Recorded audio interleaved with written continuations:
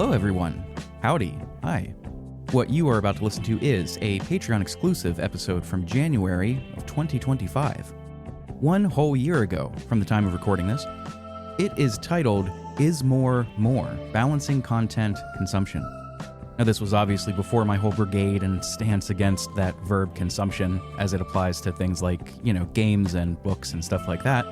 But nevertheless, I am joined by Eric and Dave, two folks who have been on the show before, and together we talk through and around and about the merits of both playing, reading, watching the most amount of things that you can, getting the widest breadth and the most experience out of life in our short time here, versus only going through a few things slower, but perhaps deeper. There are pros and cons to both approaches, and we talk through them all. Some personal experience, some references to psychology and previous thinkers and writers. It's mostly held up. I think all three of us would probably word things a little differently. Maybe our opinions have changed since then. But overall, I thought it was a really great discussion, and I wanted to put it out here on the main feed for you all. If you like episodes like these, if you like the show, you can get more of these and support the show at patreon.com/pixelprojectradio. You can take a look at what we've got going on there. As of today's recording, the patrons just helped me decide on an upcoming essay that I'll be doing for the show, so take a look out for that. If you wanted to support the show another way, you could also share us on social media, your social media of choice, get the word out there, and or join the free Discord. You can find links to that in the episode description. All of this you can find there. Thanks, folks. I hope you enjoy this bonus episode. So let's do it. Let's do it up.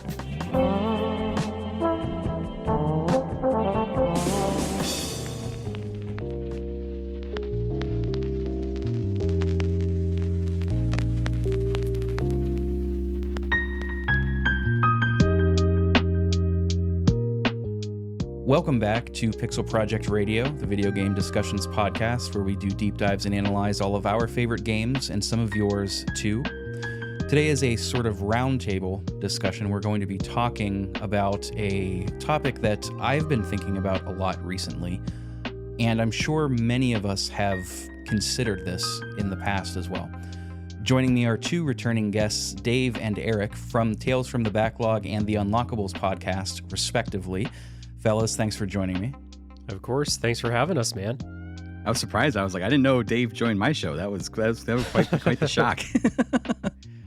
Got a bit mixed up. The audience wouldn't have known had you not called it out because of editing, but oh no, I can see that's how we're playing today, and that's fine. So leading us into this discussion today, I'm going to set us up with a sort of anecdote. I want you to picture finding a piece of media, content that you really enjoy. It can be a book, a television show, a film, a video game, whatever the case may be. And you're really enjoying it. You're really having a great time going through it. You go through it for one day, a couple days, a week, maybe even months on end. You go through it. You're thinking, I really have loved my time with this. And a week or so passes, maybe a month, maybe more, and you're thinking back and you're saying to yourself, I had a great time with that. Here are my favorite moments, this one, maybe a couple more. And I really had a great time with it. I really loved it. But I can't really remember much more else about it. I'm having a hard time thinking of the particulars. And it can be maybe the following day, the following week, the following month, maybe even years down the line. And you don't quite remember everything that happened within that book, within that game, but you remember how it made you feel and a handful of other moments. I think everybody within the sound of my voice right now has been in this situation at least once. If I were a betting man, I would say far more than once. But everybody, I think, at least once. Gentlemen, I don't think that's a controversial thing to say, no? No, not at all. No, not at all. Right. And out of this sort of feeling, I think I've seen two major... I've seen two trains of thought come through on how to sort of engage in a different way to promote longevity, to promote a deeper appreciation. And that is quantity and quality.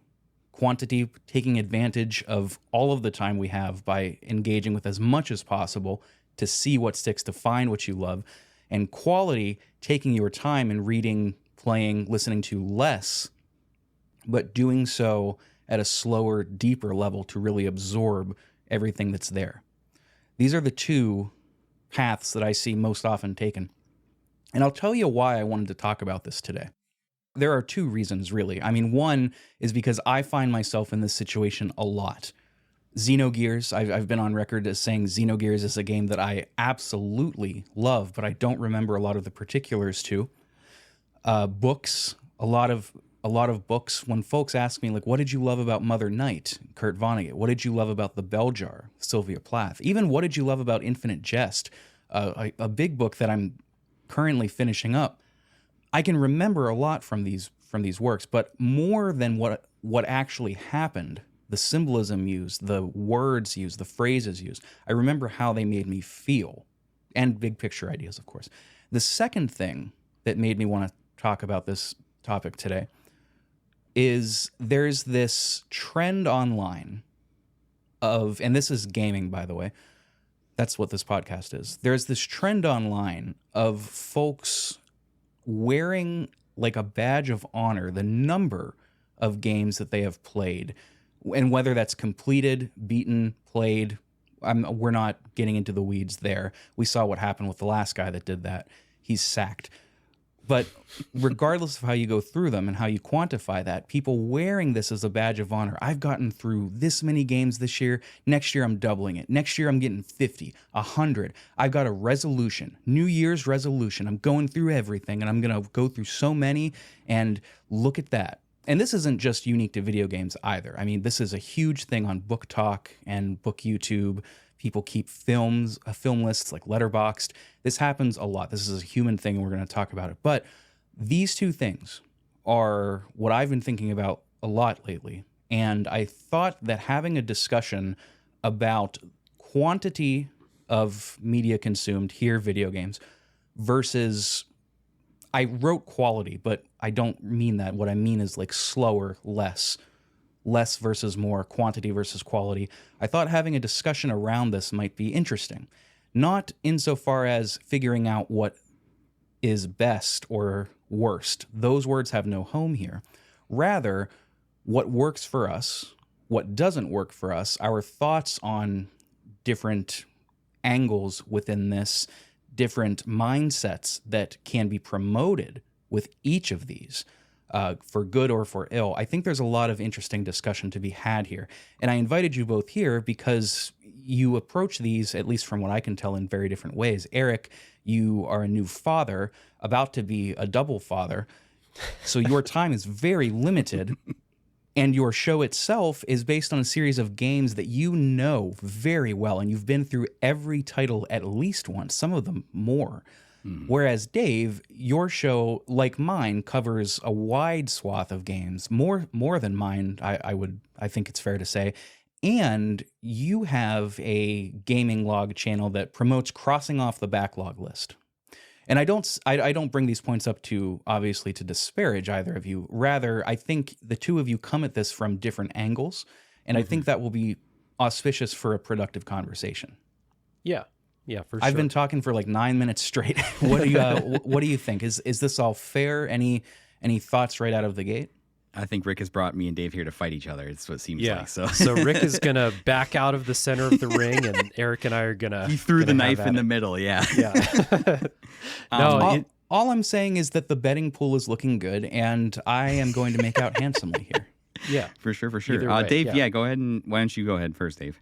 Yeah, well, it is interesting, just it's kind of not necessarily a byproduct, but it goes along the lines of like the way that Eric and I have structured our shows. And Eric decided that, this close look at the Kingdom Hearts series was something that he wanted to really put time and effort and energy into. And then like, you can't do a project like that if the goal is to beat every Kingdom Hearts game in 2 months or some thing like that. Like that project would not work in that same way.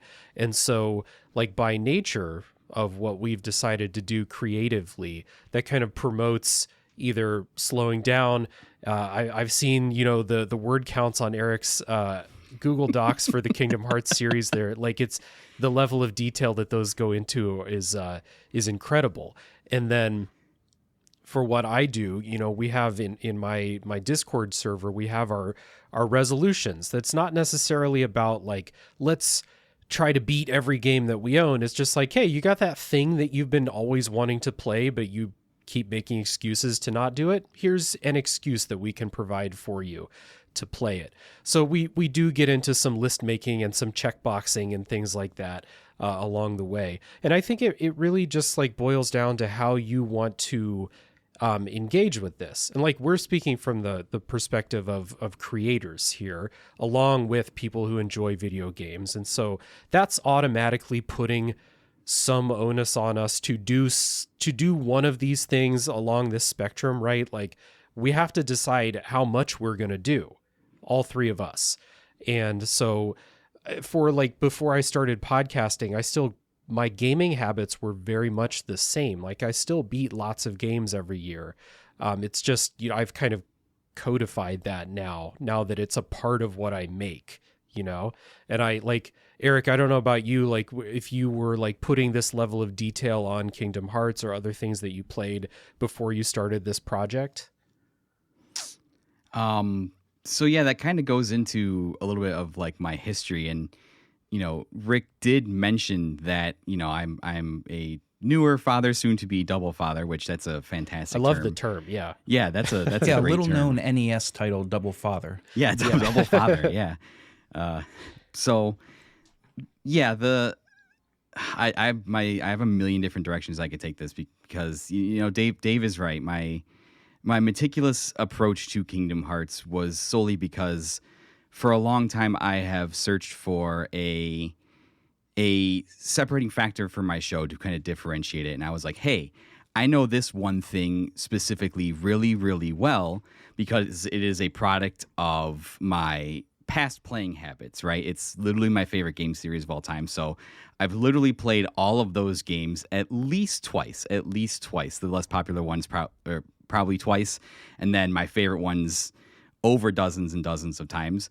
And that has really been how I've chosen to engage with video games across my life. Because of necessity, like before I got a job, I was limited to like the one or two games I would get for like Christmas or birthdays a year. So I would have no choice but to engage with those lengthily. And that's kind of carried over when I started having my own disposable income into like, playing Call of Duty with my friends, putting hundreds of hours into that, or playing Destiny with my friends, putting hundreds of hours into that. Games that I've said on my show that I put a lot of time into. I put like 500 hours into Destiny, which is more than most people will put into 20, 30 games in a year, right? Into one single title. So the games that I know well, I know very, very well. And I did kind of take I'm going to play fewer games, but I'm going to play them a lot approach when I was younger and growing up. Now, the weird thing is you might think I might take that approach now that I like do have kids in the picture and my free time is limited, but having my children has coincided with doing like this podcasting project and kind of meeting all you guys. And so because of that, I have engaged with more games less frequently, if that makes sense. So a wider array of titles, but devoting less time to those things. And I kind of find that funny that it's kind of the inverse thing. You think that, I would only have time to play a couple things and decide to devote my time to those things. But I think the nature of this thing that we do kind of invites the playing the quantity of titles because, my show, I do like to talk about other things other than Kingdom Hearts. It's very few and far between, but like Dave's show, Dave has a different game every single week, and Rick has a different game like every single episode. So you guys play a lot of things. Doing things like King of Games, I have to play different games to be able to participate in the conversation. And I think the participating in the conversation is the thing I have the hardest time with. And there's a little bit of FOMO in there because it's like, if I'm not playing a lot of games, if I'm not playing things to keep up with people, I can't engage with Rick because he's talking about Xenogears and I haven't played Xenogears. Or I can't engage with Dave because he's played these games and I haven't been able to play these games. So I think a sense of FOMO is kind of driven my playing habits over the last couple of years. You're both touching on some really great things. And how I am anticipating moving forward in this episode, what I don't want this to be is a sort of scripted, we have to hit every point, sort of discussion that moves us along at a sometimes lopsided pace. I don't want to do that. I do have some areas that I want to explore, and I have that in mind, but this is largely unscripted. I'm tapping into every graduate seminar I've ever been in. However, if anybody says that they have more of a comment rather than a question, I will lose my mind. So I want to start with something real easy, just a really easy question. And that is why we consume content, media. Something nice and light to start us off. Yeah. And to rein it in a little bit, to sort of to rein in and put a track on to the point that I'm trying to make, let's just stick with books. Almost everybody reads almost every day. I think we all do. Even whenever it comes down to reading books for entertainment or personal fulfillment, I think most of us do. So why do we read? There is a pitfall that I see a lot of new readers in philosophy doing. And I say this as somebody that is a new reader to philosophy myself. And you see this all over the internet. We've all seen it, which is why I'm bringing it up now. And that is folks that will read sometimes primary works, sometimes just like YouTubes of other people talking about primary works. But however, they read and come across and digest these ideas of philosophers so they can then parrot those thoughts back in quote form. Or, well, Schopenhauer said this, or Heidegger said this in On Being and Time, and then they say it. You can say similar things about folks who, well, in Infinite Jest, here's what David Foster Wallace has to say about entertainment addiction. And then they just put it all out there. This is a bit of a pitfall, I think, and because what it comes down to is something that you were talking about, Eric. This idea of FOMO, fear of not being able to partake in a conversation. Sticking with books for a second because it makes this point a little bit easier. But I have said on the show before that literature is a social activity, right? We read to engage with others around these ideas. And if we are taking this stuff in to parrot it back out, that's philosophy is an easy example, but going to video games. Well, here's what this game did, and IGN said it was good. It's good. Or my favorite podcast, Avoiding the Fireballs, said this about WRPGs and CRPGs, and this is what I think now. I think a lot of us do that. I think everybody listening has done that at least once. And if you say you haven't, I challenge you to get to know yourself a little better. But I think we've all done that. Whereas the reality, it seems to me, I think the reason that we consume literature, video games, music, plays, film, whatever, isn't just to better ourselves and isn't just to, although more on that in a bit, or to parrot back these ideas. It's to engage with others around us in these ideas, to share these ideas, this common experience and deliverance of ideas, and say, what do you think about this? How did this move you? Here's how it moved me. And I think with video games, this is challenging, right? Because video games, unless you are playing something like Rocket League, something online, MMO, Dota, they can be a very solitary experience, which I suppose books could be too. What a fucking dumbass point. No, that's not true. But do you know what I mean? What I mean by that? I think one of the reasons that we consume this stuff and engage with this media and art is to share with others, right? It goes back to, Beowulf being read around the fire. And that transitioned into Tolkien writing like he was reading around the fire. And that transitioned into any number of authors, right? There's a community aspect to this that I think cannot be ignored if we're talking about this.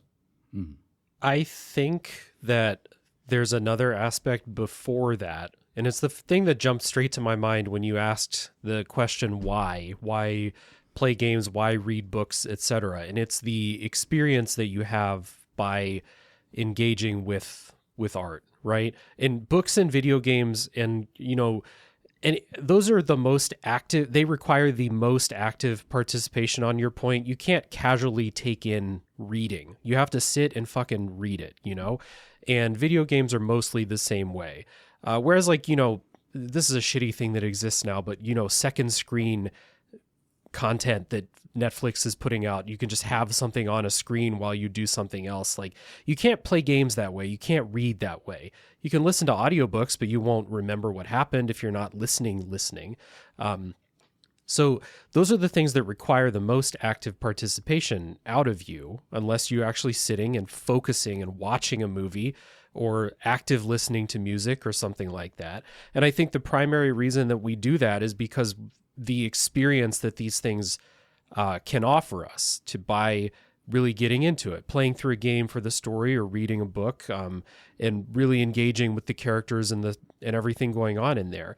And then once you have that experience, then, you know, a lot of people will choose, and probably more nowadays, to get into that social aspect of it. Whereas, like, you know, if it weren't for Discord servers, podcasts that we do, or if you're going to listen to someone else's podcast about a thing that you read or played or something like that, and engage kind of parasocially, I suppose, in that way. But if you get in Discord servers and talk, you go on Reddit and talk, you post on socials and talk about the things that you played.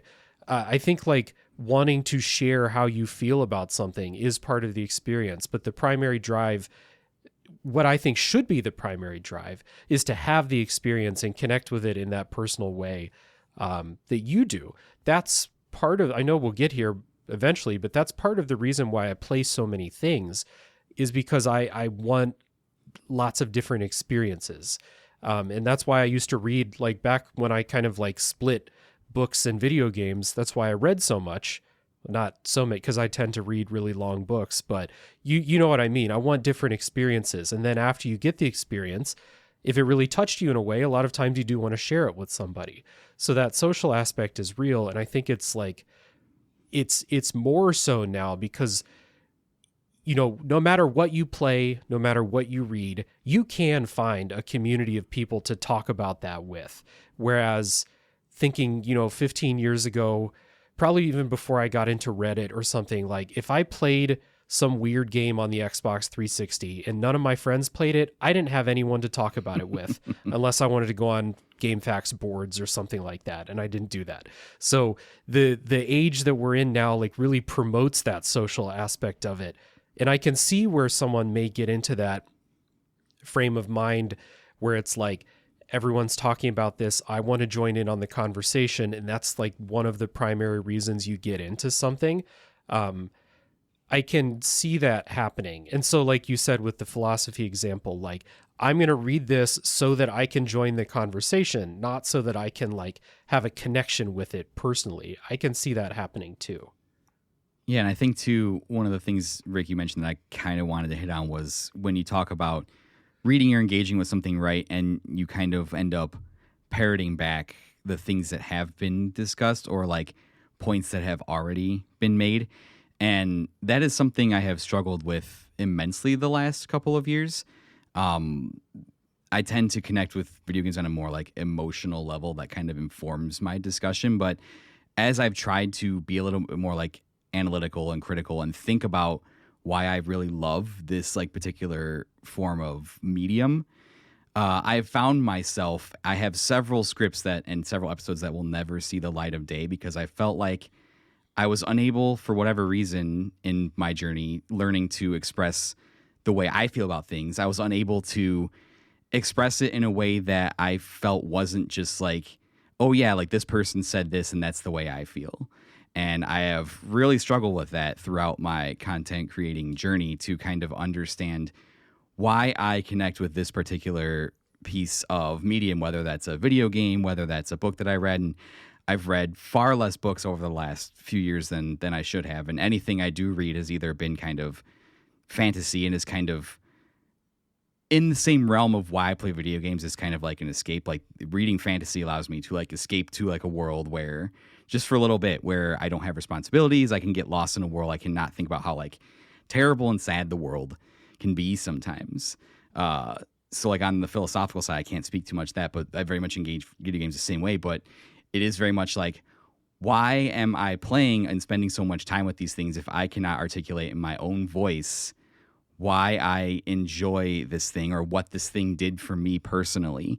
And I've learned a lot about that in the last 3 years of doing this show and kind of trying to engage, and that's kind of been the catalyst of my push for like more quantity over the last few years, to like be able to talk about more games and see if there's like a common thread amongst all of them as to like why I enjoy engaging with them, if that kind of makes sense.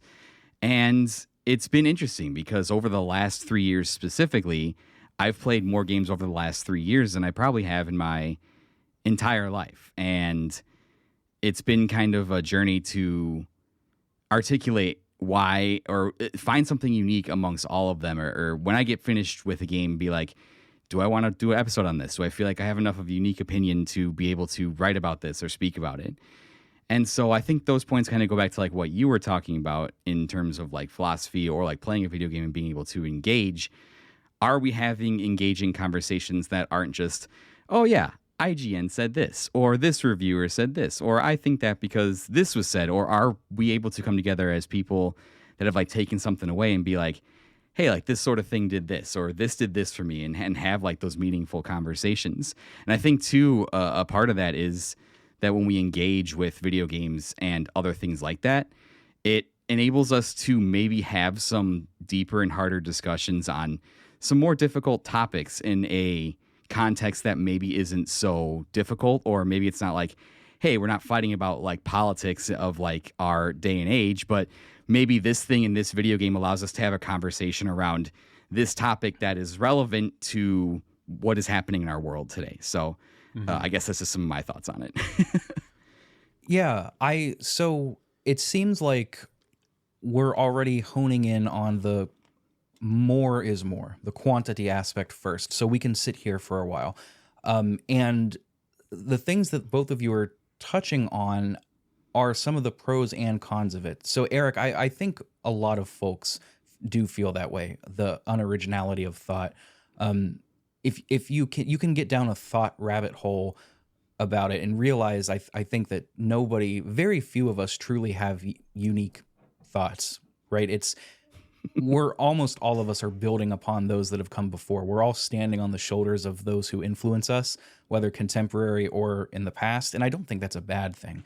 What I was more so getting at was one of the consequences of more is more, right? We're going to steel man both of these arguments, by the way. More is more the idea that we've only got a finite time on this earth, and we owe it to ourselves to engage with as much art that is being created by our fellow man as possible.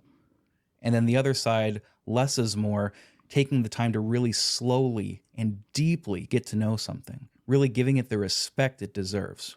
So neither of these arguments are becoming straw men. We're considering both. Going to the former, the more is more. There are some consequences to this approach, and one of them is that idea that we are not engaging with the themes, the ideas very deeply. And that kind of ties into what you were talking about too, Dave, like getting a wide swath so you can approach others and talk about these things. There's a quote that often gets misattributed to Ralph Waldo Emerson. Almost positive it wasn't him. I think I read somewhere that this was just not a no-name, but just a regular professor that had the same last name. But the quote that often gets passed around is, "I cannot remember the books I've read any more than the meals I have eaten.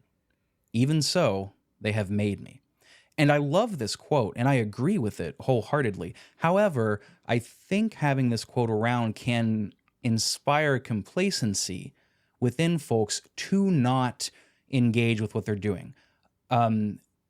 Whether you are engaging with only a little or with a lot, just having that sort of bypass filter, that second screen style of viewing that you brought up, Dave, where things wash over you like waves on a beach. You're watching the grains go over your sand, watching the sand go over your toes and then back into the tide, and that moment's gone and you didn't think about it, right? That's something that I personally think about a lot.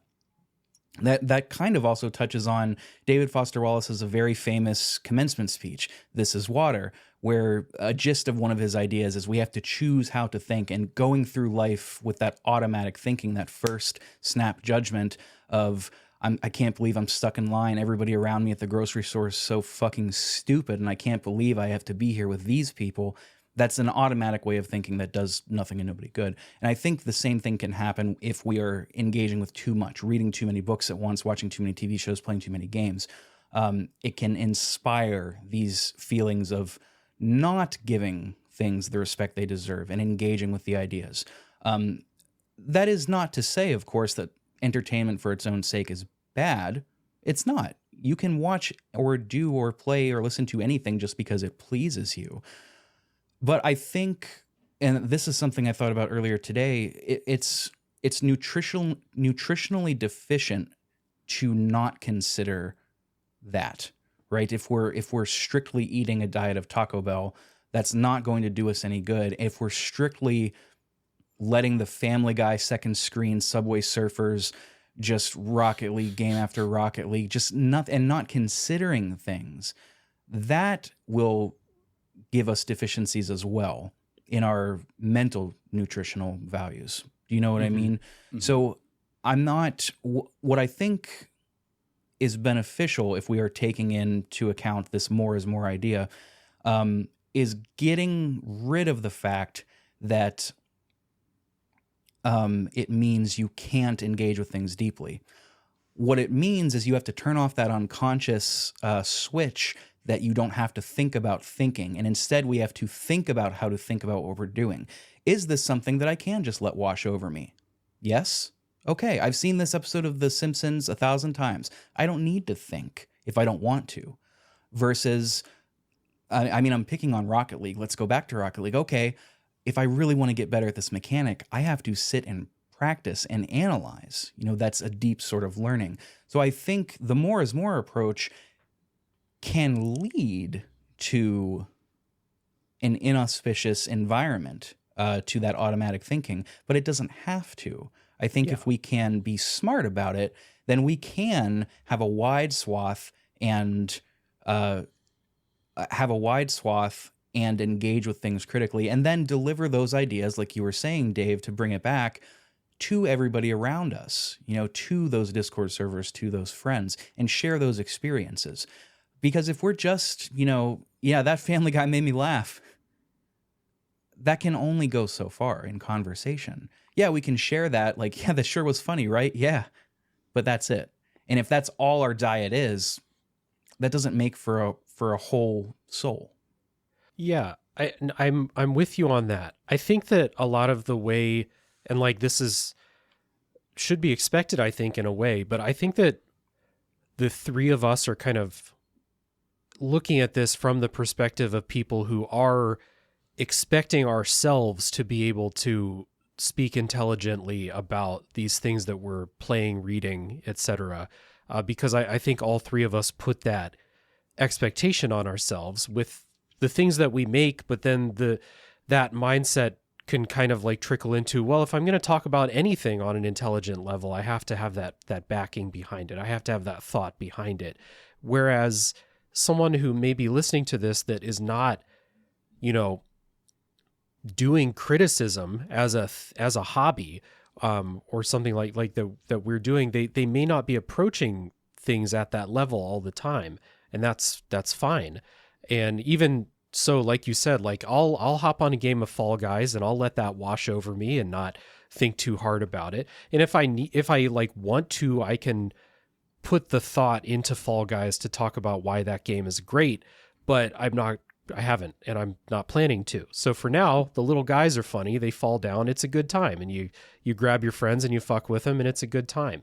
But just kind of like a thought that popped up, that to be expected with the three of us having this conversation, it does feel like this is framed through the lens of people who expect a deeper conversation to come out of themselves when we have conversations about the things that we watch, play, read, etc. And I'm glad that you said at the end there that, you know, this idea of playing more games, reading more books, watching more movies isn't guaranteed to end up with you having a shallow take on anything that you consume. It could, like if I were to double the amount of games that I play, which like with my free time I probably could, but I would not be able to have the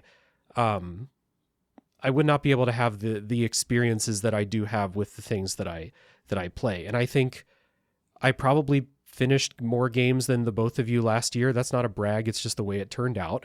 And like, I think that if I were to just be like, no, I want to do as much as I can, then I would lose a lot of the depth of experience and then conversation that follows that, for sure. Whereas like, I'm really glad that you said that just because you do engage with lots of things doesn't necessarily mean that you are going to have a shallow experience with it, but that it's easier to have a shallow experience with it if you're not mindful of how you're experiencing it. I don't mean to jump in front of you, Eric. I do have, and I also don't mean to set up a 1, 2, 3 sort of style of discussion. That's horrible, but this is pertinent. First of all, I don't want to suggest that like I am thinking about this from a creator's point of view. I think you're right to point that out, because that is naturally where we go to with these discussions. I think even the most casual viewer would be doing themselves a disservice if they didn't consciously think about some of this stuff sometimes, though. Like Right. the most casual television watcher, tabloid reader, whatever form of entertainment we're talking about, if they are keeping that automatic switch turned off and they're just living automatically and having the knee-jerk reactions and viewing everything as entertainment, it doesn't matter whether you're a content creator or a casual or a professor or whatever. If you are not varying that diet, that's no good. Second Right. thing, you had mentioned like doubling your time and that would be taxing and etc. One other thing that I wanted to put forward as a potential con for just taking in as much as we can is something that I learned about this week. This is called the Ebbinghaus memory curve. It's sometimes called the forgetting curve. It's a science experiment, a psychology experiment that Hermann Ebbinghaus did back in the 1880s. And he did it on himself, so this is not like some kind of a clinical trial. So take that for what it's worth. But what he did was he tasked himself to memorize nonsense syllables in consonant, vowel, consonant form. Biff, fop, tick. Well, I don't know. That's kind of a word. Wid and zoff are the two that the article uses as an example. And what he tracked was that there is a curved relationship wherein within the first day, 50% of new information can be forgotten within the first day alone.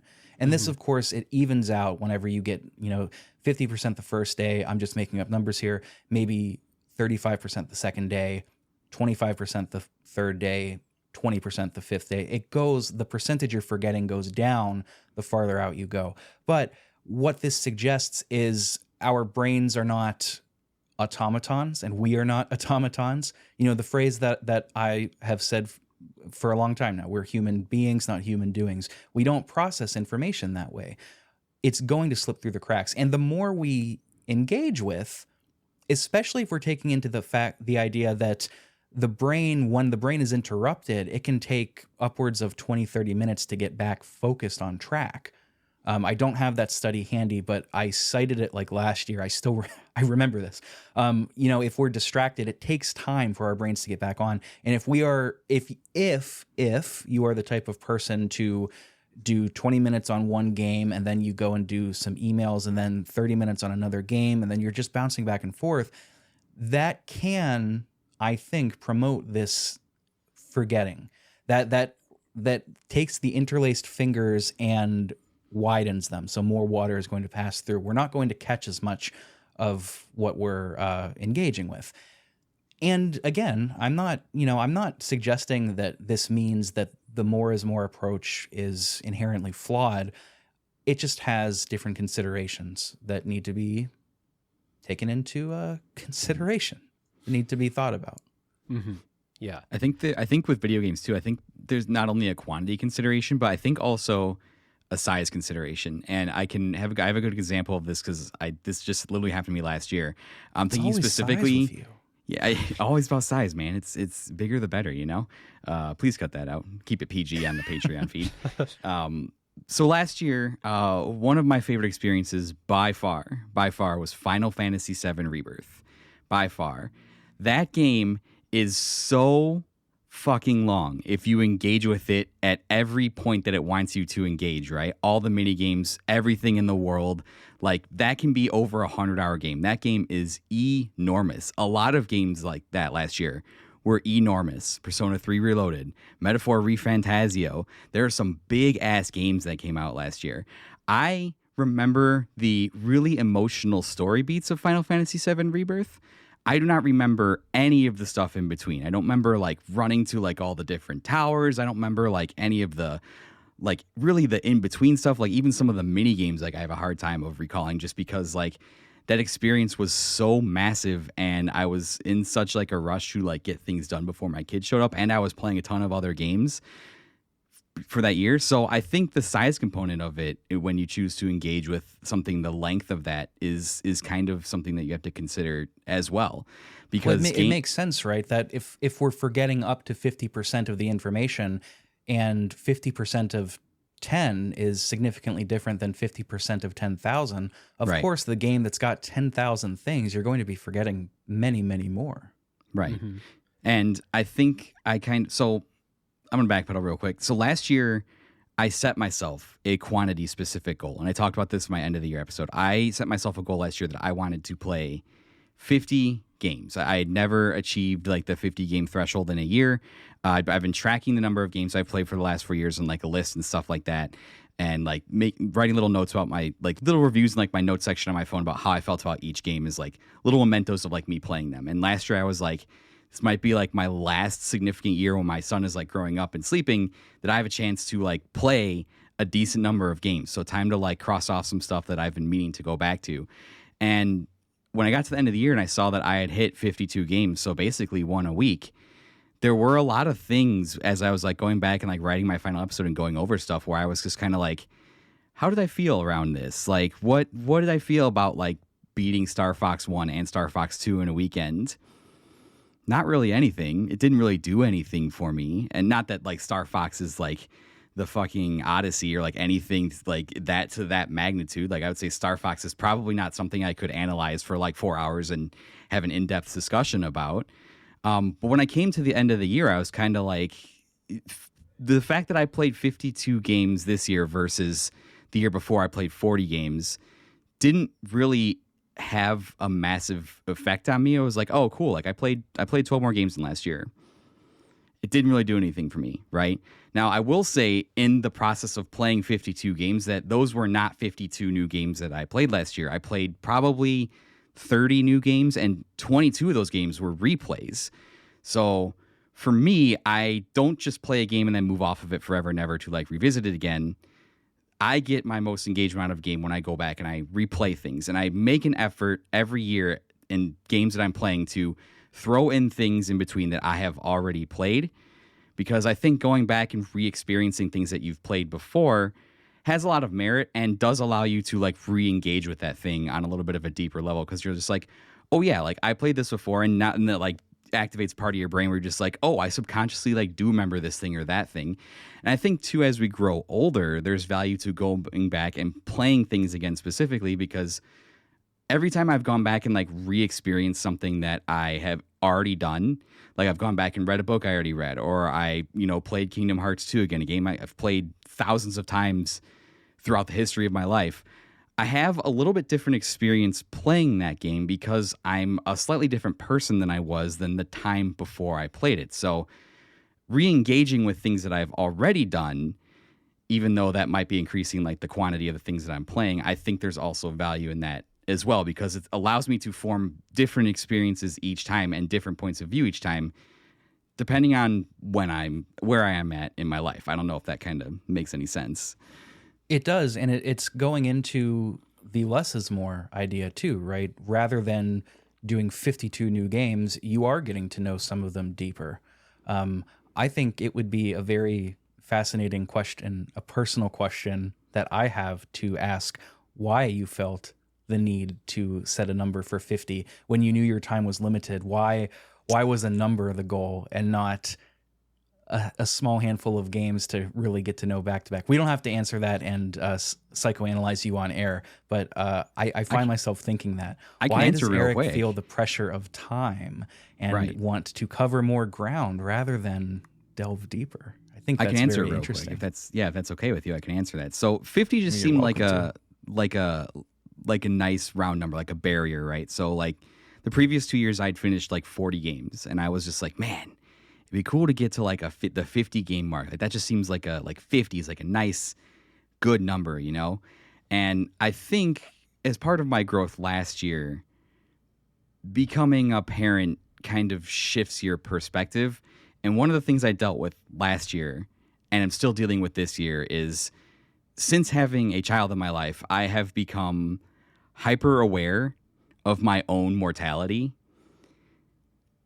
And interesting. And spent a lot of time thinking about the time that I have already spent on this earth and the time that I have remaining. And the passage of time is different watching it happen as a little thing that you created like starts to grow up.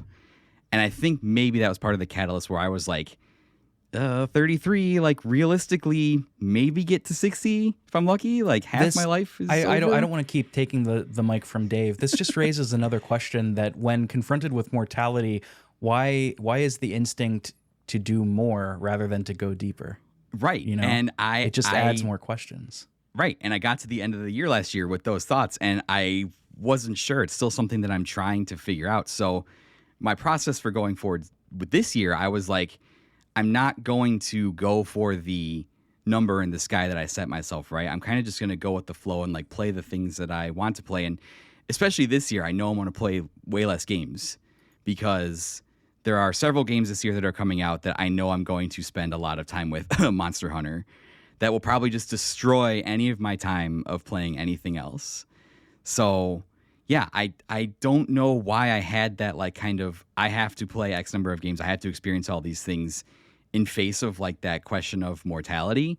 I'm still like trying to figure that out myself. But I also think I realized in like replaying some of my favorites last year, you know, like playing like 7 Kingdom Hearts games, that I did love going back and experiencing the things that I already had, because it allowed me to connect with them in a deeper way that I wasn't anticipating.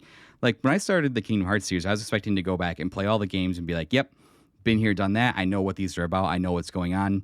Here's the episodes. Here's my analysis, all that stuff. And that didn't happen. I was shocked every single time I played one. I was just like, I feel completely different about this than I did before in a really good way. And I took different things away from it. So yeah, there's a war within me right now to be like, I want to experience all the things. And I feel like as a content creator, I should be experiencing the things that people say are important, right?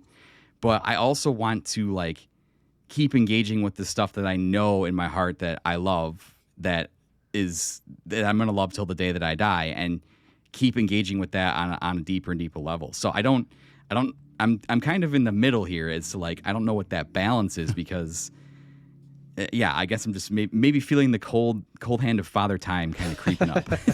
We're always fighting that urge, that Americo-centric urge for more.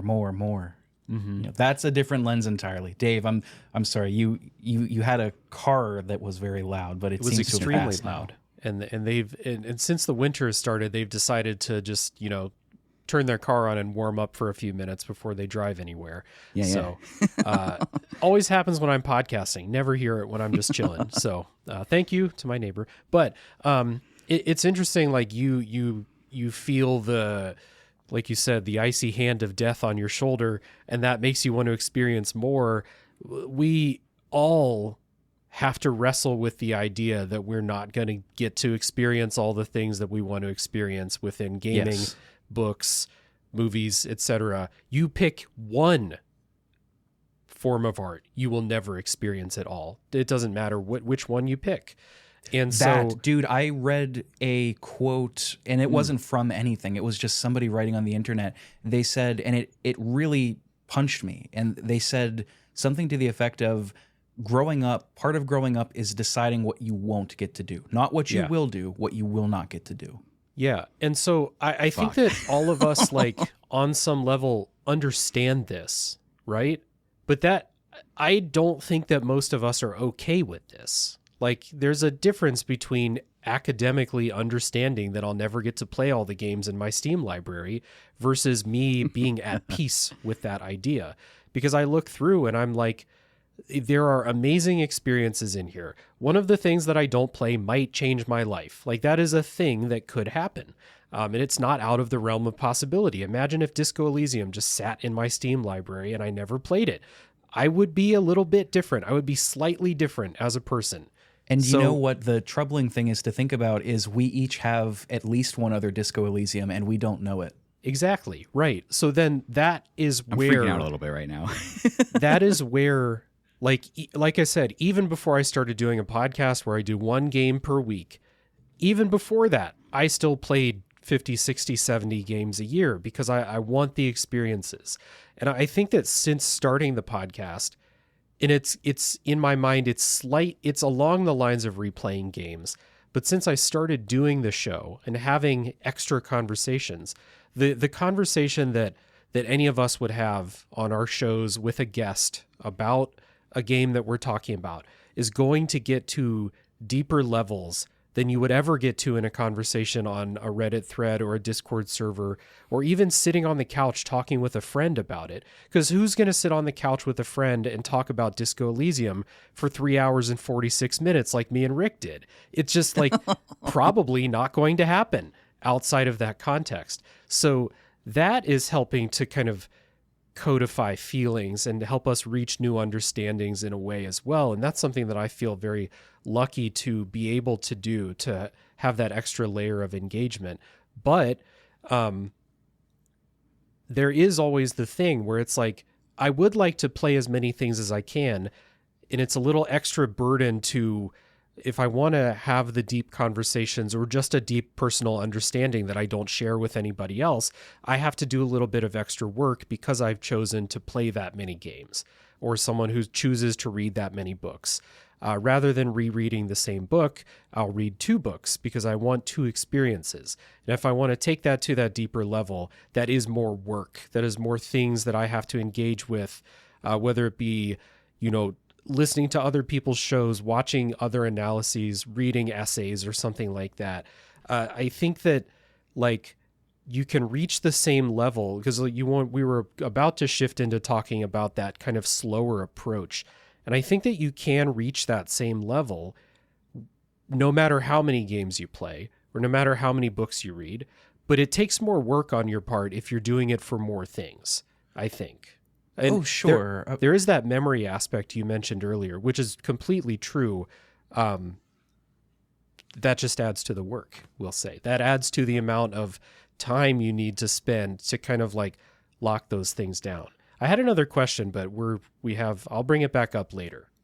Yeah, I hope I made this caveat up front. I mean, this is all personal, and I did. I said best and worst have no home here. None of this is prescriptive, right? This is all, what works for us and what works. It sounds like what works for the two of you and what works for me are slightly different. Not so incompatible that, we could never meet in the middle, but this is a personal journey that everybody goes on. And it's funny, Dave, you mentioned that it takes more work to get to the deeper level if you're just taking in more. There is, perplexingly, that can be applied as a pro and a con to kind of both sides of the argument. This is something that I was thinking about as a con to, going slower. And I single you out because you public school taught for a while, as did I, student teaching. I never held a public school job, but when student teaching, this is something that a lot of teachers will just kind of come to know intuitively by trial and error. And because of this, it's been written about in social sciences and learning psychology. One of the cons to solely focusing on one thing for long periods of time is that, and maybe this is just for younger people, but having a change of pace, like in the classroom, say going from a lecture to a worksheet to an activity, going through different things, keeps the mind active. Again, I don't have the study on hand to quote it, But Dave, surely you know this to be true. Like when you're dealing with kids, if you're just lecturing for 45 minutes, even if you are really good at lecturing, you are going to lose some of them. You have to keep their minds attentive and active by switching up the speed, the pace, the activity, going from a lecture to a slideshow to a document to the class teaching each other, that sort of flipped approach that I'm a huge fan of. You have to do all of this stuff to keep the minds active. And that is something where if we want to go into educational psychology and bring it into how we look at the world and just how we learn, like video games or whatever, how we learn, that notion of maintaining optimal attention status in the brain, again, differs from individual to individual, but switching it up from one game to another, from fiction to nonfiction, from Twin Peaks to American Dad, that can keep the brain attentive and that can keep your attention high. So maybe doing just Infinite Jest or just Xenogears and nothing else until you get finished, that can be a detriment. I think it depends on how you can personally handle, doing that.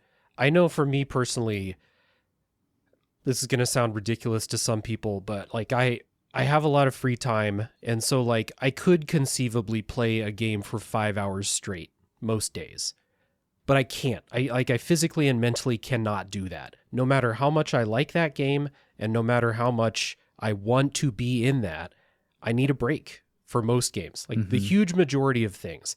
And it's like, it could be my favorite thing that I'm doing with my free time at the moment is playing Elden Ring or something like that.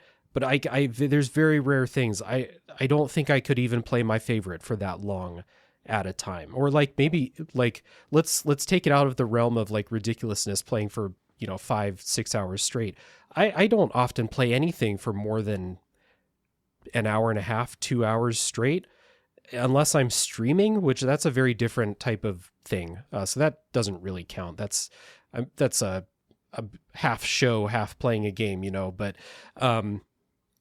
I think that like you definitely have some truth there when you say that like it keeps you fresh. And so if you're playing Xenogears for 6 hours straight and you're doing the slow thing, you want to take it all in, you want to focus on everything and take in every word and remember every scene and everything like that. When you get to hour 5, are you really are you taking all of it in at the same level that you were in hour 1? Or like say that you break it up into multiple sessions throughout the week, that's probably the better way to do it, I think. Even if you want to do the kind of attention to, how am I going to, like, instead of playing 6 hours of Xenogears in one day, if you space it out, you'll definitely remember more things, even if you play the same amount per week, we'll say. Does that make sense? Like it's for me, it's purely an attention thing. I have attention issues in general, but it is an attention thing to not be able to stay with the same thing for a really long time in a row. I think I get you. For what it's worth, I'm the same way. And I was this way with music too. I was never the type of person to sit down and practice for like 5 hours at a time. I don't game for 5 hours at a time. I don't read for 5 hours at a time, study Japanese. I break it up. I chunk it because it, like you said, it keeps my attention focused. I cannot stand like playing a video game for 4 hours. I hate it. I physically cannot do it. I need to, any day that I log 5 hours in Metaphor, that's an hour and a half, 45 minutes, an hour. I'm not going to do math on air. That I can count to 4. But I'm 100% with you. And that comes down to like brain, again, I'm throwing all these studies out there and not citing them, hoping that nobody calls me on my shit. But this is the internet. Somebody will. But brain plasticity works that way, right? If you never stop learning, your brain doesn't have time to grow, right? Your brain needs time to make those neural connections and increase the plasticity. That's why sleep is important. That happens a lot during sleep. Eric, you might remember sleep. Remember that before the kids? Yeah, back in the day. in the in Yeah, the way back before then. times. In the Yeah. before times, yeah. You look like you were about to say something. Oh, I was kind of having a thought on the length thing that we were talking about. And again, I'm not so loquacious as either of you. I relate a lot of things to That's my a own experience. $10 so, word. That's a I good would beg to word. differ. I don't have that word. Thanks. I read it off the fortune cookie today. It's Boom. very helpful.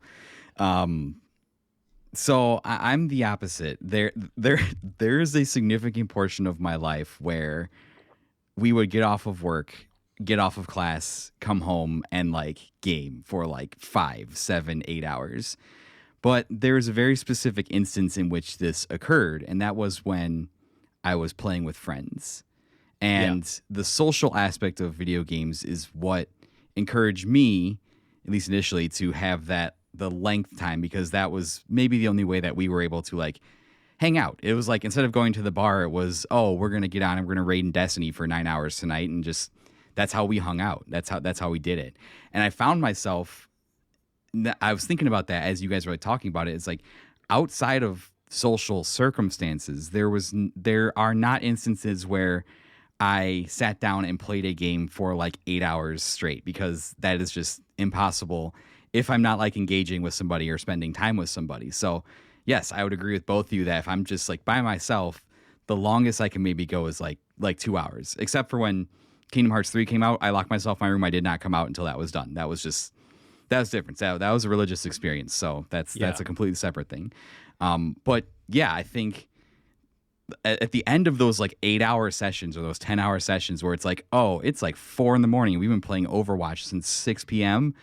Like, I would just get up and there's no retention of like anything that happens during that time. Like, you're just joking with your buds, like, and your brain is just fried. So yeah, that is not a healthy way to engage with any kind of like medium at all. I would even argue like reading books for long periods of time without any kind of like break is more detrimental than it is like healthy. And even at like work, if I'm sitting in front of a screen for a long time, I've structured my days now where it's like, anytime I'm doing something for like longer than like half hour, I like get up, I change my scenery, I go get coffee, I go talk to somebody. It's just like, I need that break from like whatever I'm doing at that time. So I think I don't want this to come off as like elitist or in any way, but there is a difference between playing Overwatch with your friends for 6 hours versus playing a deep story game where you're trying to like retain and understand and analyze everything that's going on in there. You know, like, they're two completely different experiences. Like, you're holding the same controller, but you're having two wildly different experiences with that. I mean, I've definitely like sat and played Super Smash Brothers for like long periods of time with friends before, and it's a really different experience. So it's not that like you need to come out of an Overwatch session being like, I have a deep understanding of these things, you know, when you're playing with your friends, drinking or whatever. But do you know what? I know what you're getting at with those two being fundamentally different. But you speaking, Eric, and then you following up, Dave, made me think of this. I think there's another really key way that those are different, and that's in the aspect of the social contract. I was approaching this episode from an isolated perspective of me in a room playing either 5 games or 1 game, and then just thinking about that. Or me and then Dave and then Eric in 3 separate lanes doing our thing, and then approaching it that way. But that does ignore the social aspect, which I think adds a completely new wrinkle. And in some ways, I mean, the social aspect, I mean, bringing it back to what we talked about, that's what this all is, right? Literature is social, games are social, film is social. Even if we're not talking to other people, we are engaging with the ideas of others or giving our ideas out to others. The social aspect cannot be overlooked. And I think, yes, Overwatch is much different than Xenogears. I don't think there is anybody on Earth that would question this in gameplay or in narrative identity. But I wonder what effects having the social aspect in play would have on the brain for things like overall retention, for things like, well, obviously joy experienced. I don't know that one can measure that. but I do wonder about that. I can answer this from the perspective of someone who streams from time to time. Streaming for me is a very social activity. I'm not the type of streamer who just plays and ignores the chat. I am very, very chatty. I talk when I stream. And even if there's not many people in chat or if chat's quiet, I talk to myself when I stream. Just because it's a performance in a way, and it's a conversation. It might be a one-sided conversation. If the stream goes well, it's a flowing conversation between me and the people that are in the chat. And Eric, you used to stream too, right? So like you're with me on this. When I'm streaming a game that is story-based, I have a very hard time retaining what happens. I have a very hard time paying attention during cutscenes. I have a hard time, like, if someone is talking during gameplay and the chat is going as well, good fucking night. I don't remember anything that's being said. So like lately I've been streaming Ace Combat 7, which is it's a gameplay first, but the story is important in the game. And I have to go to my notes and write stuff down as soon as it's over so that I don't forget everything that happened during there. And I have to go back and review what happened in the story during the parts that I played because I'm engaged in the social aspect, and I'm like 70-30 or 80-20 social versus story when I'm streaming. So like if you were playing a multiplayer game, if I was playing a multiplayer game, say Monster Hunter Wilds comes out, it's like they put a story in Monster Hunter this time. I'm probably not going to retain the story because I hope to be playing that game with people. And so the social aspect does for me take away from retention 100%. I just wanted to piggyback off that. Back in the day when I did grad stream, school seminar phrase. right. When I did stream, which was it seems like a different lifetime ago. I would only purposefully play things that would allow me to engage with a chat that didn't require me focusing or like zoning out on the game, like trying to understand like what it was about. So it was very much like we were playing Overwatch, we were raiding in Destiny, or I did stream Kingdom Hearts on Sundays, but I've played those games so many times that like I don't have to like actively pay attention to them to understand what's going on. So I would specifically go out of my way to play things that would allow me to engage in that social aspect. But I think too, you can split that social aspect into kind of like subcategories too. And there's an aspect of the social side of gaming where it's like you are getting together with your buddies, you're playing stuff with online, or you're streaming and you're chatting with people in a chat. There's that aspect of it. And then there's the social aspect of it, which is kind of like what we engage with now. I can pretty much personally say that I do not play games in that with my friends anymore just because like my time is just does not allow that. But the social aspect of gaming has been preserved because I have started doing this podcasting hobby, and now I like have all these friends like you guys that play games, and it's like, hey, play this game, like come on, we can talk about it. So in a lot of ways, I'm playing these singular experiences to have a social interaction with somebody if they've asked me to like come on a show or play a game or something like that. So there is two sides to that social coin there, whether it's like you're playing it by yourself to then like go and talk to somebody about it, or you're playing in real time like with your friends. I'm looking forward to Eric really leaning into this whole before the wife and kids arc that he is easing himself into. He's going to be a sitcom dad soon. There's a very clear delineation of like I could joke about when I talk about my Kingdom Hearts 3 episode that like when I finish Kingdom Hearts 3, like that's like the before and after. That's like the, what do they call it in the Across the Spider-Verse, like the core moment, like the singularity, like in my life where like there's a before and after, and like that's it. Mm-hmm. This is just me talking to you two, really. But the thing about streaming that was always weird to me is like I've always loved performing, right? Music, self-explanatory. Teaching, I mean, Dave, I'm sure you would agree. Teaching is performing in a lot of ways. 100%. Even podcasting, the three of us right now, this is a performance in some ways. We are all wearing our performer masks to varying percentages. But something about streaming and performing by myself to nobody was very uncomfortable for me. It was so much more uncomfortable than performing to a live audience. Like if the three of us were to stream right now, whether it was this, video games, whatever, fine. Like that's a performance. But like streaming to my webcam and to text strings, it filled me with like it not dread, or because that's dramatic, but it was like frightening in a way. It was very unsettling. It's one of the reasons I stopped streaming. The other reason is because I couldn't remember something that happened 10 minutes ago on stream. Like because of exactly what you said, Dave. Like people were talking, I'm talking, and it's like, yeah, I don't even remember where I'm supposed to go in this little gator game, let alone, any kind of a story thing. Yeah, Yeah, if that's you're why I don't. streaming- That's why I don't stream RPGs. I Right. I can't focus, and those are games where I want to focus. I'm not going to play it twice. So, for the most part, I'm not going to play it twice. So I will play something that is less heavy on story, gameplay forward, or something like that. It's interesting you bring that up, Rick, because when you talk about streaming to an audience of 0, but still doing the show, it's exactly the same feeling I had teaching Zoom classes to a bunch of kids with their cameras off, where I don't know if anyone is listening or paying attention. I'm just instructing into the void. And it is both of those are kind of soul crushing in a way. So that really reminded me of that 100%. Yeah, there's a kind of feeling where it's like, yeah, if there's 0 people in the chat, you're just like performing for yourself. I don't know if there's like an official term for it, but it feels very, very strange.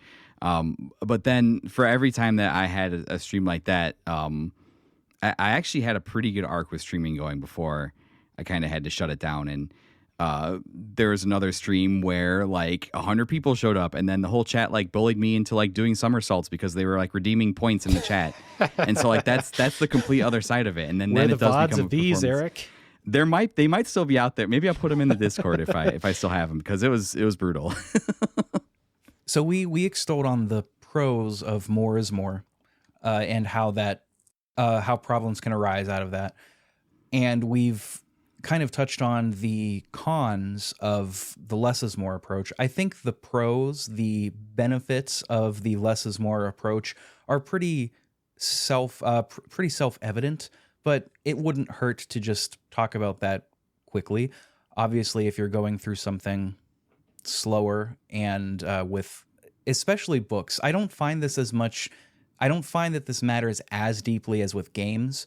But with books especially, there is no shortage of book talkers that will like talk about reading 100 books a year or 110 books a year. And they just like breeze through them. But a lot of, I think it's really apparent with books. Some books you can really breeze through because they're just not, there's not a lot of depth to them.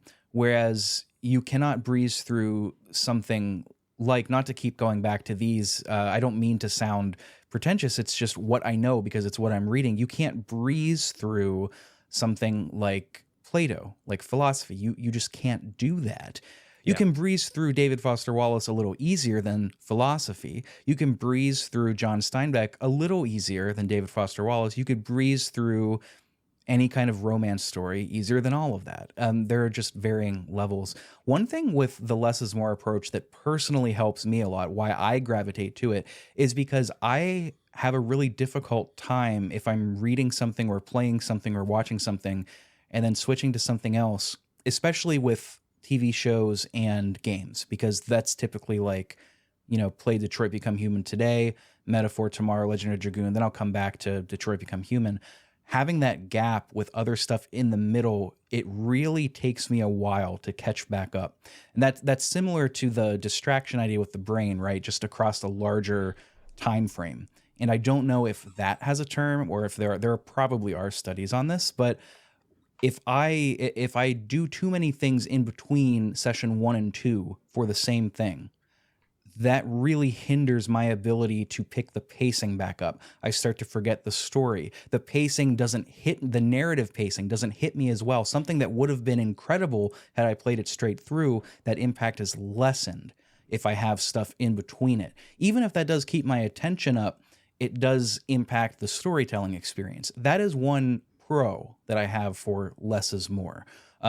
I say one pro. That is how I gravitate to this, the less is more approach. So I purposefully did try to find more pros to the more is more approach. That's why I led off with that and wanted to steel man that. Because again, I'm making an effort on this show not to make straw men and like, doesn't that fucking suck, idiot? Like, we're doing that with Detroit right now, and I think it's going pretty well of balancing how much I don't like what David Cage chooses to do with what the game offers. I think we're striking a decent balance.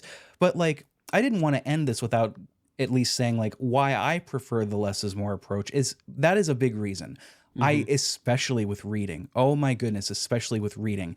I'm finally starting to fix this. Reading The Hobbit actually for the first time is helping with this because J.R.R. Tolkien, the chapters are put like so perfectly. I couldn't ask for anything better. His style is like somebody speaking to you at a campfire. I can put that down and come back to it a few days later and be totally cool, even if I read other stuff in between. But like with metaphor, and this is partly too because metaphor's pacing within itself is set up in a weird way where you have days where story doesn't happen. So that is another wrinkle to this. But if I put too many things in between the same thing and make like a sandwich of a content sandwich, I get lost in the sauce. Forgive me for that, but it's true. I get lost in the sauce. I don't know if there's a term for it, but it's something that makes me read slower, to watch things slower, putting the phone down. Oh my God, putting the phone down. Getting rid of TikTok was the best thing that could have happened to me. I do miss it sometimes, but like, I'm so happy. My attention span. That's why you haven't responded to me. The memes I've sent you. Actually, yes, it is. Okay, that's fair. I no longer have TikTok, and I have no way to re-download it. That's fair. Time. That's probably for the better, honestly. Flappy Bird situation. I could have sold that phone for hundreds of dollars. You could have. but that is something that I feel very deeply, and I do think social media and phones, screens. I think that all has to do with it. Diet, even. There are so many things that go into attention. We can't just say one thing. But for me personally, I get lost in that content sandwich sauce if I'm not careful. So I think what I've come, and Rick, when I expected to come on this episode, I felt like I leaned towards one or the other, but as I've kind of come on here and talked through like at least my experience the last couple of years, I feel like I have been trying to find out like what that balance is. Do I prefer like playing lots of things? Do I prefer like playing fewer things and engaging with them more in a deeper context? And in terms of like the quality of things, I would say that I've always played games at usually roughly the same pace throughout my life. It just depends on like the amount of time that I've like stopped and played them for. Sometimes it was like 400 hours. Sometimes it was a couple hours and I've moved on.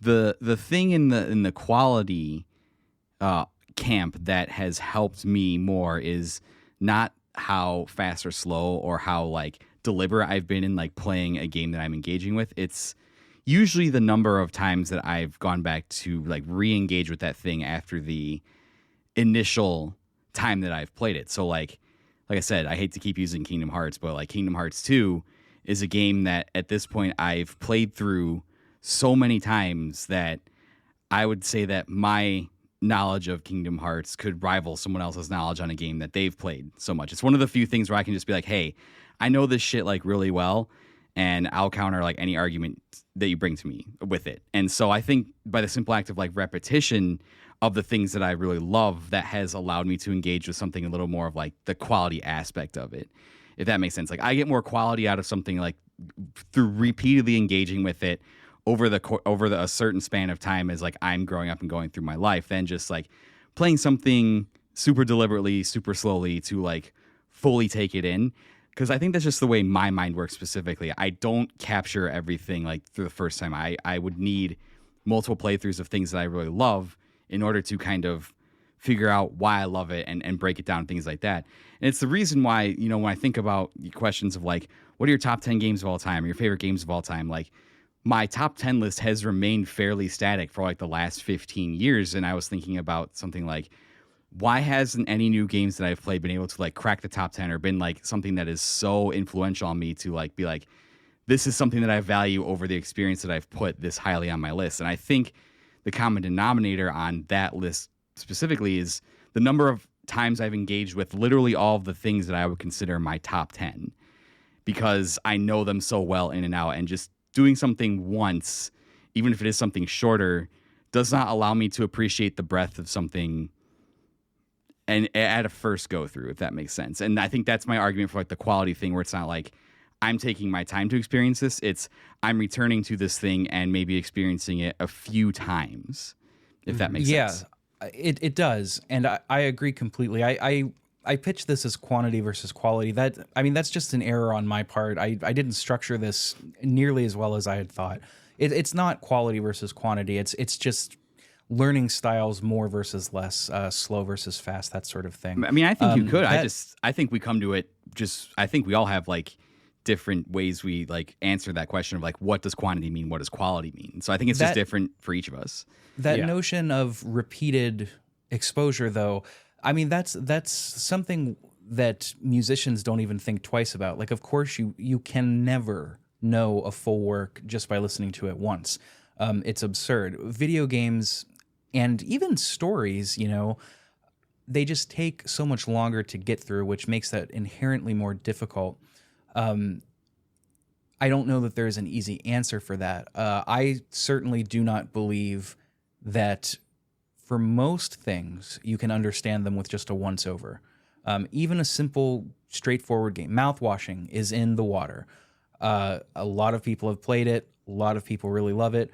I don't know, even for something like that I think is maybe not as deep as a lot of people think and is quite short, I don't think you can get everything out of that on one pass. I really don't. Kingdom Hearts 2, 20 to 40 hours, same deal. Final Fantasy 9, 30 to 60 hours. Of course, you can't get everything the first time through. I don't know that there's an easy answer for that. I replay games all the time. I love replaying games and rereading books, re-listening. I am going to reread and replay and re-listen to the same 100 things from now until the day that I die. I'm sure I will replay Final Fantasy IX and reread Mother Night and re-listen to the Goldberg variations so many times before I die. That's just how it is. I might never replay mouthwashing, so I might not understand it on a visceral, deep level like somebody that's played it through 5 times. But that goes back to what we talked about earlier. You have to actively choose what you will never get to experience. That is part of that letting go of life. Right. Yeah. And I'm also putting out there too, and then Dave, I'll let you go, that I'm not saying that if you choose not to engage with media that way, then you will never gain a deeper appreciation, because different people, this conversation has made it very clear, different people's minds work in different ways, and different people have goals as to why they choose to engage with things. So if somebody's goal is to experience as many things as possible and not go back and re-experience certain things, that's certainly fine. Who am I to judge a person's way of choosing to engage with something? So that's just the point I wanted to make. And then I've talked enough, so Dave can go. Yeah, some of us replay games and some of us have the damn kids. True. Yeah, true. Well, see, I don't often replay games because I'm the type of person where there is nothing like the first experience. And then if I really love something, I will maybe go back and replay it someday, but not often. And not even for a lot of my favorite things. I recently played Pathologic 2 for the first time. Really, really loved it. One of my favorite games I played in a while. And I don't think I'll ever replay that game. I mean, I might. Never say never. Justin Bieber. Is that the best example to give Dave? Well, that's a game where you could replay it and experience different story things, and you have a better idea of thematic materials, so conversations may make a little bit more sense, etc. I do think that you could benefit from replaying it. I'm probably not going to, and I didn't before recording my show about it and everything like that. What I do instead to supplement my initial playthrough is I take in other things about that. It's very rare that I'll play something and then jump straight into recording without listening to what other people think, or, reading what other people think and kind of seeing other perspectives and how they compare to mine. Or if I don't understand something, going and seeking out the answers of what is actually going on in some of these conversations in Pathologic 2 and stuff like that. So I am with you that repeated exposure does help you absolutely get to a deeper understanding, but repeated exposure takes many different forms. And in some cases, like mouthwashing is a great example. I did play that game twice because it was in many ways a better idea just to play it twice because it's 2.5 hours long, as opposed to playing Metaphor twice, which took me 90 hours to play the first time. I'm not replaying that fucking game, and I liked that game. So, like, you do need to get that repeat exposure however you get it, though, if you want to have that level of understanding. And I may not have the same level of understanding of Metaphor as Eric has with Kingdom Hearts 2. Very few people could boast that with anything.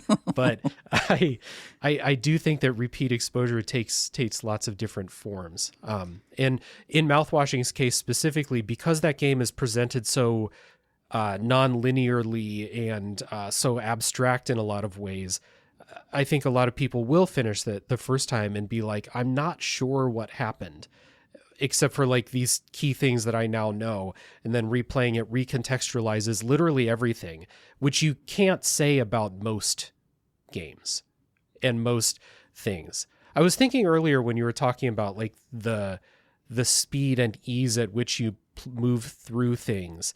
And I think that you were giving examples of books that it's hard to speed through, and my mind immediately went to when I, attempted to read Moby Dick a few years ago, and how like you cannot speed through Moby Dick, but you can speed through The Hobbit.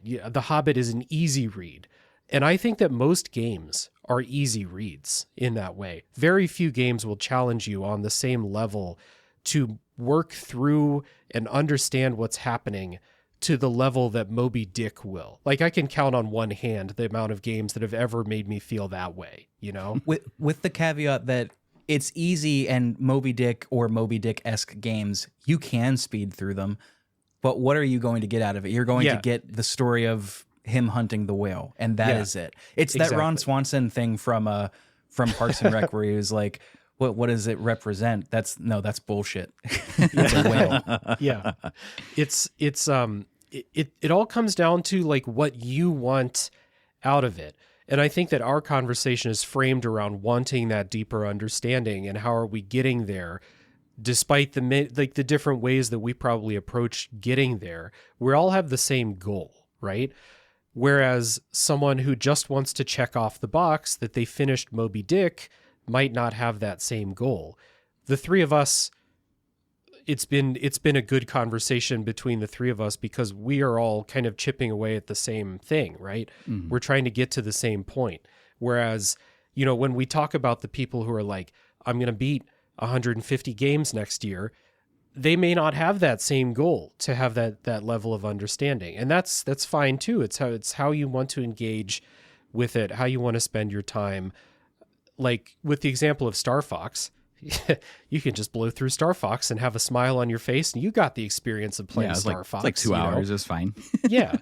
But Kentucky Route Zero, it's not the same type of thing to just blow through Kentucky Route Zero, skim through the text, and then be like, yeah, I played Kentucky Route Zero. It was kind of boring. I don't know what's I have heard takes like that out there about Kentucky Route Zero.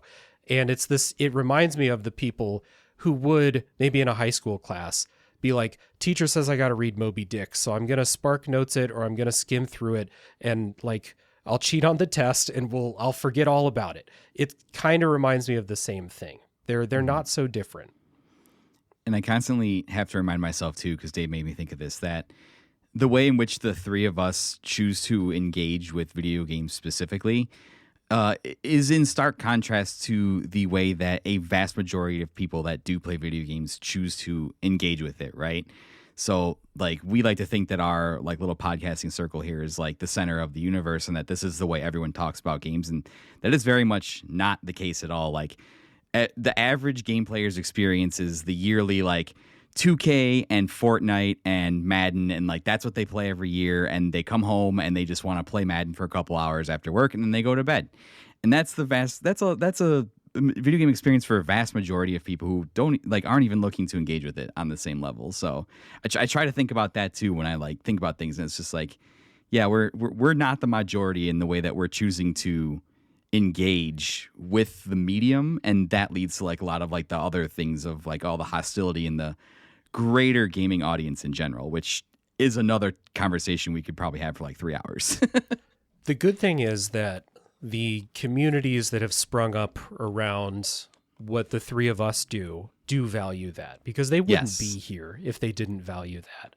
Yes. So we are at least surrounded by people who value it in the same way.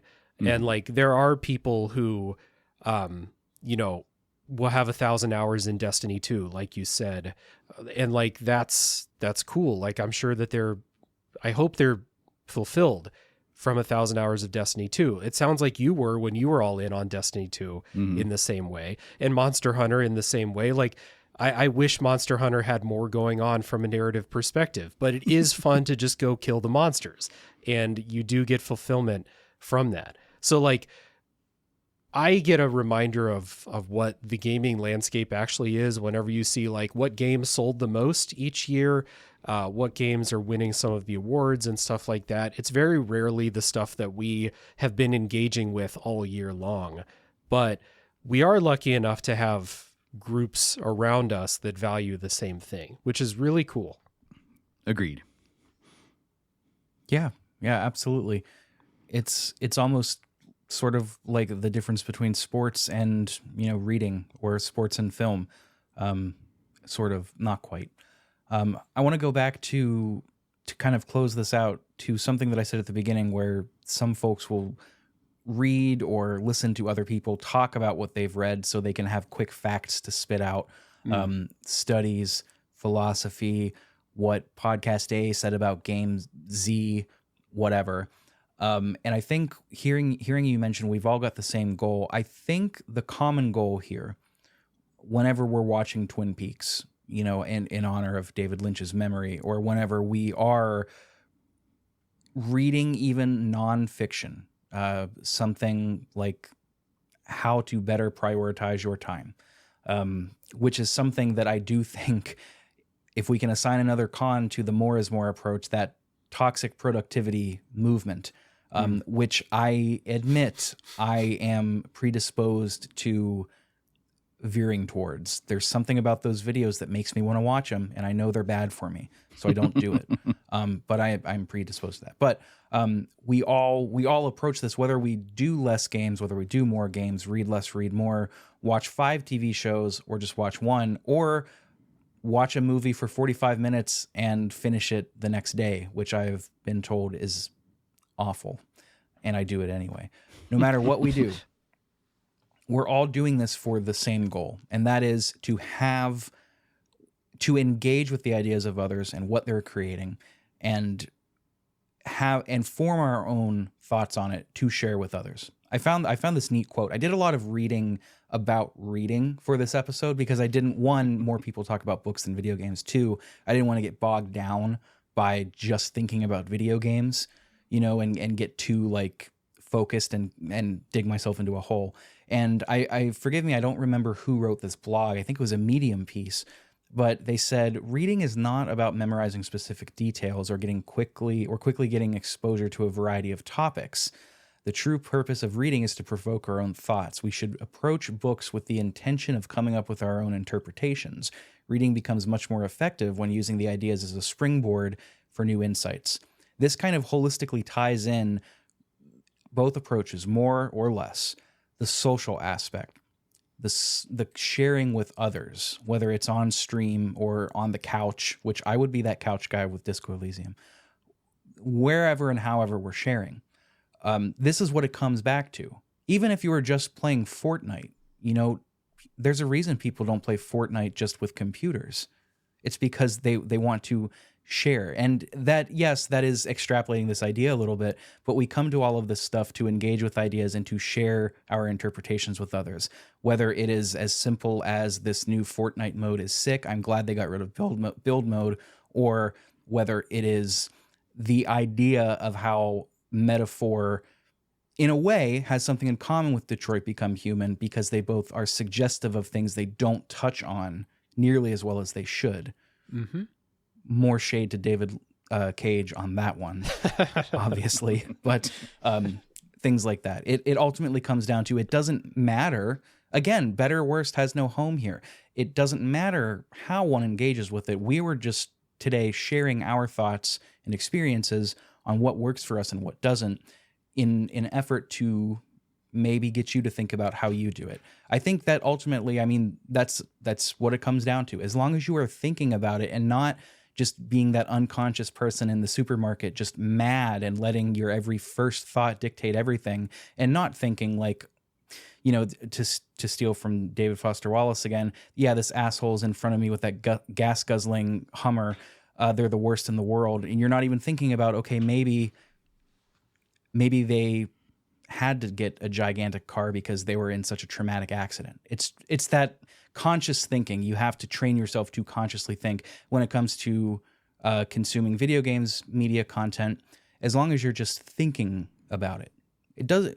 How you do it doesn't matter. As long as you are just actively thinking about it, I think that's all any of us could ask. I think that's as good of a place as any to cap this episode. So again, I want to thank you. I want to thank you both, gentlemen. I don't feel like I structured this nearly as well as I had hoped, which is just my reality anytime anymore. But I do feel better personally having talked about some of this. I certainly have a lot to think about. And I had a good time doing it. So thank you for sharing your perspective and coming here. And, you know, from a behind the curtains scene, acknowledging and acquiescing to my schedule change request. I appreciate that. So thank you. This was great. This was a lot of fun.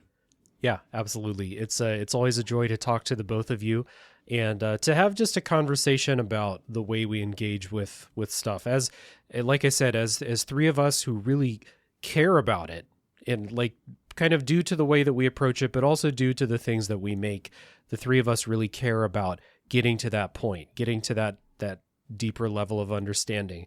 So it's good to hear how other people get there. And I think that was always the point of this conversation for sure. So I appreciate it, Rick and Derek.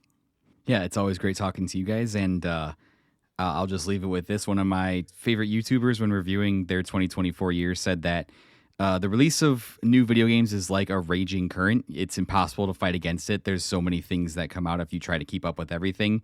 You will end up enjoying nothing, and that everyone has a backpack that they have to choose how to fill up with the experiences that they want to experience that year, and how to spend the time on those experiences that they want to. So that's the approach that I'm taking this year. I'm going to go more with the current, fight less against it, and be more specific about the things that I put in my backpack. So yeah, put stuff in your backpack. Your favorite YouTuber played 1,000 times Resist, I see. Seems that way, yes. Yeah, perfect is the enemy of good. You can't let... ironic that I'm the one saying this, but whatever. Well said, Eric. All right, well, if you folks want to check out more of Dave and Eric's stuff, presumably if you're hearing this, you are well familiar, but of course you can always find their stuff. I don't know how this works on Patreon. I suppose I'll put it in the comments in the episode description. There's not really an episode description for these. I guess there kind of is. I'll put the link tree in there. Anything new coming out on your feeds at the time of recording, which will also be the time of releasing? Yeah, I'll go first on Tales from the Backlog. Most recently was the episode about the Mad Max game, which is actually a pretty good example because we did really engage with that game on a deeper level than I think the game even asks you to in a lot of cases. So that was an interesting conversation. That was really good. And then coming up next week is an episode about Tacoma, which is a really interesting space walking sim type of game. You talk about mouthwashing. Tacoma is the opposite of mouthwashing in a lot of ways. So that's a fun one as well. That's what's going on in the immediate future on Tales from the Backlog. And then as far as me, I forgot you said this was going to drop tomorrow, Rick, right? This was going to drop tomorrow. So next week, we will be wrapping up my long-running Kingdom Hearts Guiding Keys series. I have 4 episodes planned. I'm going to release them 4 days in a row, and then that'll be that. And I'm absolutely terrified because I don't know what to do after that. So, yeah, there's going to be 4 more Kingdom Hearts episodes, and then I have to figure out what comes next. And I have not figured. Yeah, I start over. Yeah, I've not figured that out yet. So that should be a very exciting time. But yeah, to finally wrap up that series after 3 years will be.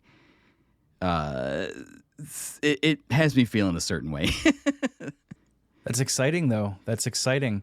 I'm looking forward to checking out. You said Tacoma? Mm-hmm. Yep. Tacoma.